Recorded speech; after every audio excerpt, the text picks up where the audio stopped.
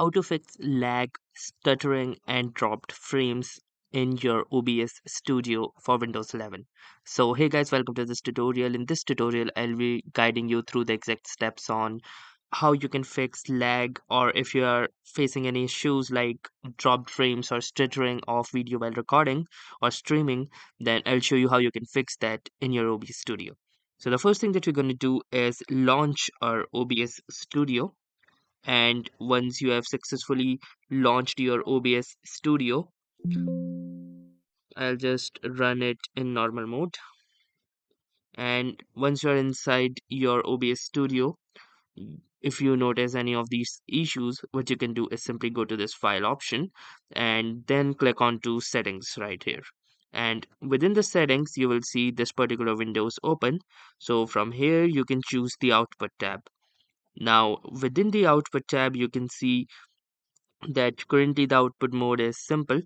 If you like to change it, you can also choose advanced as well, but for right now you can choose it to simple as it makes things easier. Now within this particular windows, you can see streaming, and here the encoder preset is set to slow good quality. So basically it prioritizes quality over the performance. So you can change it, and as per your PC hardware and configurations, you can set it to medium first and check if this works for you, or if even that is too slow, you can go to fast and then faster. And the best shot that you have in achieving the maximum performance is selecting P1, that is fastest.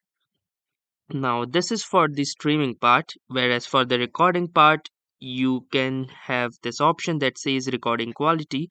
So it is already synced with the stream quality, but if you want to change it from here, you can choose any of the other qualities like high quality, indistinguishable, or lossless. But the most suitable option would be to let it remain as stream. So that was all for this tutorial. Let us know if this works for you. Thanks for watching and have a nice day.